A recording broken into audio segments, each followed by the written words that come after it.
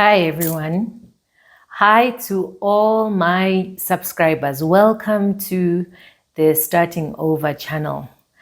If you're new to the channel, my name is Nina. I am the founder of Starting Over.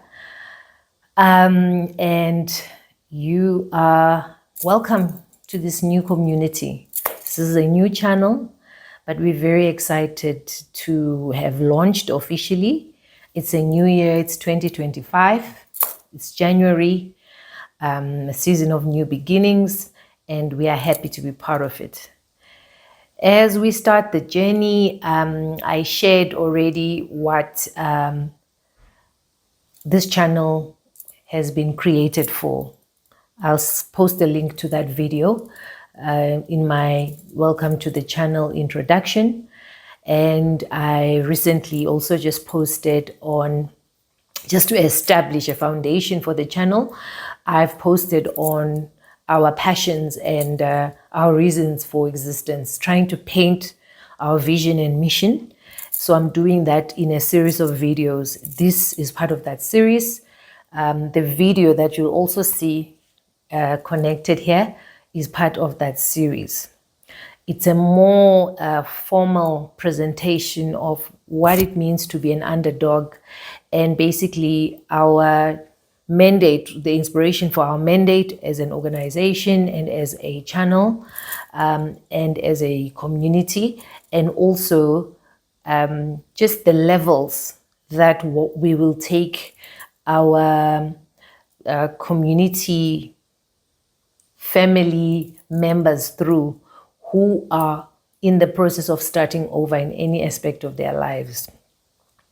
So this video it's almost a follow-up to that, in a sense of I write about being an underdog. I honestly didn't fully enjoy the formal presentation, but it was very necessary to lay a foundation to this very key principle, because that's what this community is about. It is a community that helps the underdog, the ones that society does not treat well, the one that society abuses or has abused and discarded, the ones who are trapped in a mess, whether they're trying to get out of something toxic, abusive, and they're feeling hopeless and helpless, and they want a reset, a chance to start over.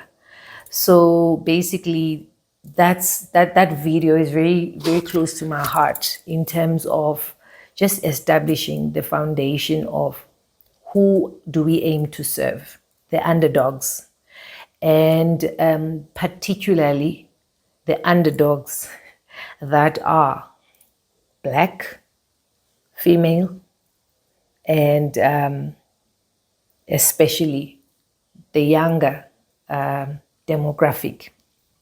The reason is a lot of the damage is done early on in our journeys. And we then grow up, we find coping mechanisms. By the grace of God, He's given us strengths and abilities that we use to keep going. But as you go through life, the cracks will start showing. And at times, due to the heavy degree of the trauma, especially if it happens when you're very young, we bury a lot of the painful stuff so that we can survive. That's what our bodies do to help us to survive and carry on with life. But then, while those things that are kind of hidden are buried, the cracks in our lives start showing, to show that something is wrong. Something is wrong. And we almost have to do like a forensics of our own lives, go back. So while things are happening in the present, whether you realize when you are a teenager or when you are an early adult, midlife, etc., somehow you will be able to trace it back to the roots. And now you have to go back and unpack all those things that were under the carpet hidden so that you can heal. Because as we all know medically, if you only tackle the symptoms, but you don't deal with the root cause, the symptoms are bound to resurface. At most, you may have killed some symptoms, but new ones will come. It's like if you hear people talk about a cancer diagnosis. I've never had cancer. The cancer has various stages. Different illnesses have different stages.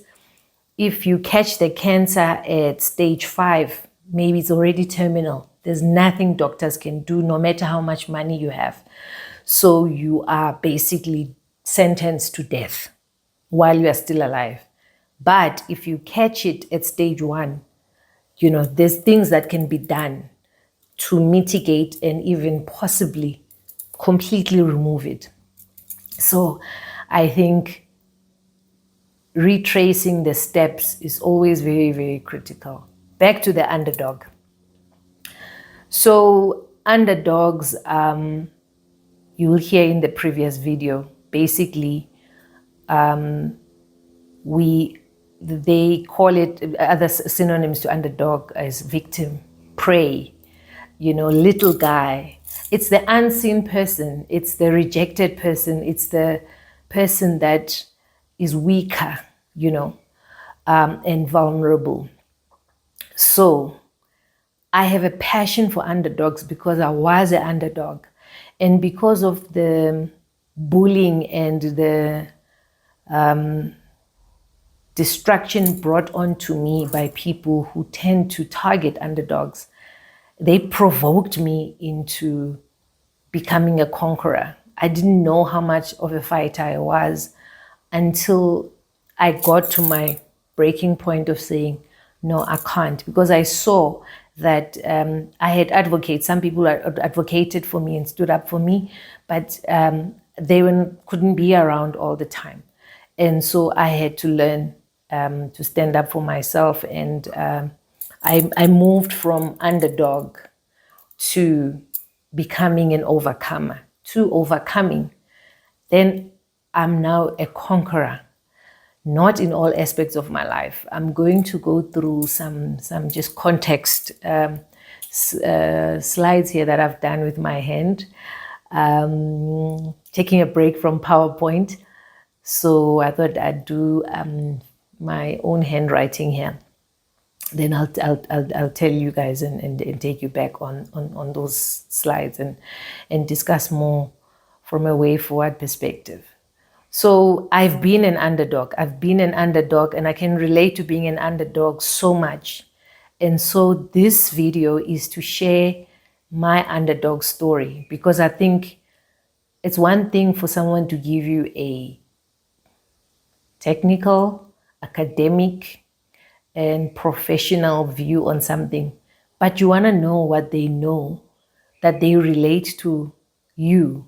And I wanted to do this video to assure you that I'm not just using AI or Google just to put content together for the sake of putting out content.